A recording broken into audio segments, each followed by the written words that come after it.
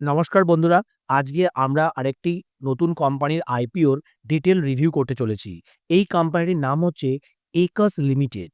এই company IPO যবে থেকে মার্কেটে অ্যানাউন্সমেন্ট হয়েছে, তবে থেকেই আমরা এর গ্রে মার্কেট প্রিমিয়াম অনেক বেশি হাই হতে দেখেছি। আর মার্কেটে কিন্তু অনেক বেশি হাইপ হয়েছে এই শেয়ারটির ব্যাপারে। আর এর অ্যাঙ্কার লিস্টও বেশ strong. Already HNI investor, already domestic institutional ইনভেস্টররা এই কোম্পানির ফিউচারে অনেক বেশি আশাবাদী। আই তা আর আর সেই জন্যই তারা এত বেশি পরিমাণে পার্টিসিপেশন করেছে অ্যাঙ্কার লিস্টে থেকে, সেটা আমরা দেখতে পেয়েছি। এখন আমরা দেখে নেব যে এই কোম্পানি কেমন বিজনেস করে, তাদের ফান্ডামেন্টাল কেমন, তাদের ফাইন্যান্সিয়াল অ্যানালিসিস করব, তাদের ম্যানেজমেন্ট এই আইপিও টাকা নিয়ে কী করতে চলেছে, তারা কী পরিমাণে রিটেল ইনভেস্টরদের জন্য অ্যালটমেন্ট রেখেছে, এই সমস্ত বিষয়গুলি আজকে আলোচনা করব। তাই আমি নিশ্চিত আজকের ভিডিওটি আপনারা যদি সম্পূর্ণ দেখেন, আপনারা এই ভিডিও থেকে একটা সম্পূর্ণ আইডিয়া পেয়ে যাবেন। তারপরে আপনারা নিশ্চিত হয়ে আইপিওতে ইনভেস্ট করতে পারবেন এবং মিড টু লং টার্মেও এই ধরনের শেয়ারে ইনভেস্টেড থাকতে পারবেন। তাহলে শুরু করা যাক আজকের ভিডিওটি। এই আইপিওটি ওপেন হচ্ছে 3 ডিসেম্বর আর IPO closing date 5 December. Tentative অ্যালটমেন্টের ডেট 8ই ডিসেম্বর। আর কোম্পানির শেয়ারগুলি আপনার ডিম্যাট অ্যাকাউন্টে 9 ডিসেম্বর চলে আসবে এবং আপনি রিফান্ডও পেয়ে যাবেন 9 তারিখের মধ্যেই। আর টেন্টেটিভ লিস্টিং ডেট 10ই ডিসেম্বর। রিটেল ক্যাটাগরির জন্য আপনাকে 120টি শেয়ার কিনতে হবে। তার ভ্যালু হচ্ছে 14,880 টাকা। আর যারা স্মল এইচএনআই ক্যাটাগরিতে অ্যাপ্লাই করবেন, তাদের 67 লট কিনতে হবে আর টাকা পড়বে 9,96,960 রুপিস। এখন দেখে নিই যে এই কোম্পানিটি রিটেল ক্যাটাগরির জন্য কত পার্সেন্টেজ শেয়ার অফার করেছে। মাত্র 10% শেয়ারই কিন্তু রিটেল ক্যাটাগরির জন্য রেখেছে। এমপ্লয়ির জন্য রাখা হয়েছে 0.24%। আর এইচএনআই ক্যাটাগরির জন্য রাখা হয়েছে 15%। আর যারা কোয়ালিফাইড ইনস্টিটিউশনাল বায়ার, তাদের জন্যই ম্যাক্সিমাম শেয়ার রাখা হয়েছে 75%। এখন দেখে নিই যে এই কোম্পানিটি কি কাজ করে। এই কোম্পানিটি ইনকর্পোরেট হয়েছিল 2000 সালে। একাস limited is engaged in manufacturing and operating a special economic zone in India. Acas Limited is engaged in manufacturing and operating in a special economic zone in India to offer fully vertically integrated manufacturing capabilities in the aerospace segment. এরা aerospace ইন্ডাস্ট্রিতে tyre 2, tyre 3 সাপ্লায়ারদের জন্য product বানায়। নিজেরাও কিন্তু অনেক product এরা নিজেরাই design করে এবং টায়ার 1 সাপ্লায়ারদের এরা প্রোডাক্ট দিয়ে থাকে। The company diverse product portfolio includes components of engine system, landing system, cargo and interiors, structures, assemblies and turning for the aerospace clients. The company primarily operates in a aerospace segment. Over the years, they have expanded. The company primarily operate in the aerospace segment. Over the year, they have expanded their product portfolio to include consumer electronics, plastics and consumer durables for their consumer client. As of September 30th, 2025, the company produced over 5,000 products within the aerospace segment under a variety of manufacturing and assembly programs established with their aerospace customers, including program for single aisle such as A220, A320, B737 and long range A330, A350, B777, B787 commercial aircraft. তার মানে এরা passenger এয়ারক্রাফটের সাথে সাথে commercial এয়ারক্রাফটের জন্যও অনেক product এরা বানিয়ে থাকে। এদের প্রোডাক্ট পোর্টফোলিওতে আছে structures, interiors and cargo, landing system and actuation systems. এদের কম্পিটিটিভ স্ট্রেংথ কি আছে? Advanced and vertically integrated precision manufacturing capabilities, operation in unique engineering-led vertically integrated precision manufacturing ecosystem, manufacturing presence across 3 continents with strategic proximity to end customer, comprehensive precision product portfolio across high value segment, long-standing relationship with high entry barrier, global customers, founder-led business supported by an experienced management team and a qualified employee base. কোম্পানির financial এখন আমরা দেখে নিই। কোম্পানির asset কিন্তু consistently 2023 সালে যেখানে 1321 কোটি টাকা ছিল, সেটা বেড়ে এখন 2025 সালে প্রায় 1900 কোটি টাকার কাছাকাছি হয়ে গেছে। টোটাল ইনকাম 840 করোড় থেকে বেড়ে এখন প্রায় 959 করোড় হয়েছে।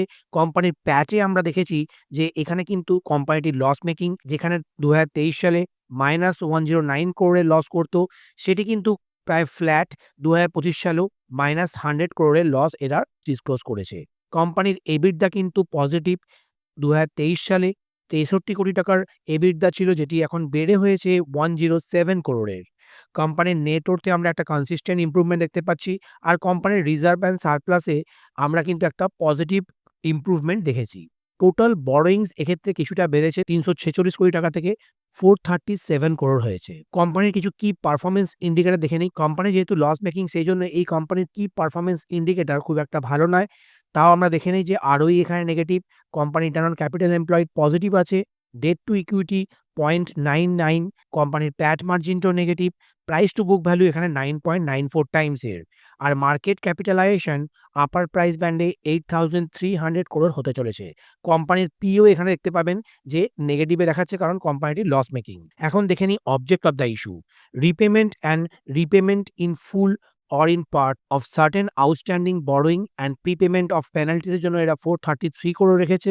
এদের ৩টে হোলি সাবসিডিয়ারি কোম্পানিতে কিছু ইনভেস্টমেন্ট করবে, সেই জন্য ৪১৫ কোটি টাকা বরাদ্দ রেখেছে। এরোস্ট্রাকচার ম্যানুফ্যাকচারিং এর জন্য এরা 174 করোড় রেখেছে। একাস কনজিউমার প্রোডাক্ট প্রাইভেট লিমিটেডের জন্য 231 করোড়, একাস ইঞ্জিনিয়ারিং প্লাস্টিক প্রাইভেট লিমিটেডের জন্য 9 করোড়। আর funding capital expenditure to be incurred on account of purchase of machinery and equipment এর জন্য 8 crore and funding capital expenditure to be incurred on account of purchase of machinery and equipment by one of wholly owned subsidiaries Aerostructure Manufacturing India Private Limited এর জন্য এরা 55 করোড় রেখেছে। এখন আমি company যদি subscription দেখে নেই, এখনো অবধি মানে 4th ডিসেম্বর অবধি অলরেডি 11 টাইমস এর সাবস্ক্রিপশন হয়ে গেছে। এমপ্লয়ি ক্যাটাগরিতে 16 টাইমস, রিটেল ক্যাটাগরিতে 34 টাইমস, আর স্মল নন ইনস্টিটিউশনাল ইনভেস্টরদের জন্য মানে বিলো 10 লাখস এ 24 টাইমস, অ্যাভাভ 10 লাখস এ 14 টাইমস। আর নন ইনস্টিটিউশনাল ইনভেস্টররাও এখানে খুবই বুলিশ, 17.50 টাইমসে তারা অলরেডি সাবস্ক্রাইব করে নিয়েছে।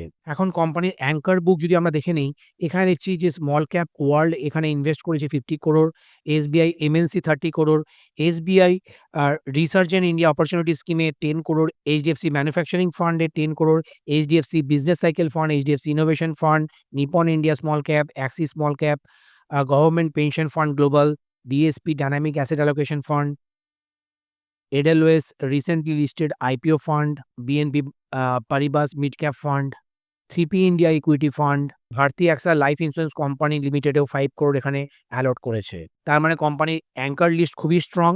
অ্যাঙ্কাররা কিন্তু খুবই এখানে বুলিশ এই কোম্পানির ফিউচার প্রসপেক্ট নিয়ে। আর কোম্পানিটি রিসেন্ট টাইমে তাদের এবিডাতেও একটা পজিটিভ ইমপ্রুভমেন্ট দেখিয়েছে। কোম্পানিটি লস মেকিং হলেও যেহেতু এই এরোস্পেস প্রিসিশন ইঞ্জিনিয়ারিং একটা মেগা ট্রেন্ডের মধ্যে দিয়ে যাচ্ছে, আর ইন্ডিয়ার মতো এই ডেভেলপিং ইকোনমিতে এই ধরনের বিজনেসগুলি কিন্তু র্যাপিড ওয়েতে এক্সপ্যান্ড করছে। তারা কন্ট্রাক্ট ম্যানুফ্যাকচারিংয়ে তাদের কাছে লো কস্ট লেবারের একটা অ্যাডভান্টেজ আছে। আর ইন্ডিয়ান গভর্নমেন্টও এক্ষেত্রে অনেক বেশি পুশ করছে এই ধরনের বিজনেসগুলি যাতে আগামী দিনে অনেক বেশি গ্রো করে। তারা অনেক ধরনের ট্যাক্স ইনসেনটিভ আনছে। সেই জন্য আমার ধারণা এই ধরনের বিজনেসগুলি আগামী দিনে অনেক ফাস্ট গ্রো করতে পারে। এখন দেখে নিই যে বিভিন্ন ব্রোকাররা এই IPO ব্যাপারে কি তারা রেকমেন্ডেশন করেছে। এখানে দেখতে পাচ্ছি যে আদিত্য বিড়লা মানি তারা অ্যাপ্লাই রেকমেন্ড করেছে। এছাড়া Anand Rathi, Arihant capital, BP equities, Canara bank securities, capital market, Hem securities, IND-SEC security, SBI cap security, Swastika investment limited, Ventura securities limited এরা কিন্তু প্রত্যেকেই বলেছে যে এই IPOতে অ্যাপ্লাই করা যেতে পারে লিস্টিং গেন, এবং তারা ভাবছে যে মিড টু লং টার্মেও কিন্তু একটা ভালো প্রফিট জেনারেট করতে পারে এই কোম্পানিটি। বন্ধুরা, এখন আমরা এই একাস লিমিটেডের গ্রে মার্কেট প্রিমিয়াম যদি দেখি, 33% একটা গ্রে মার্কেট প্রিমিয়াম শো করছে। মানে কোম্পানির 124 আপার প্রাইস ব্যান্ডে লিস্টিং হলে তার 41 রুপিসের একটা লিস্টিং গেনের সম্ভাবনা থাকছে।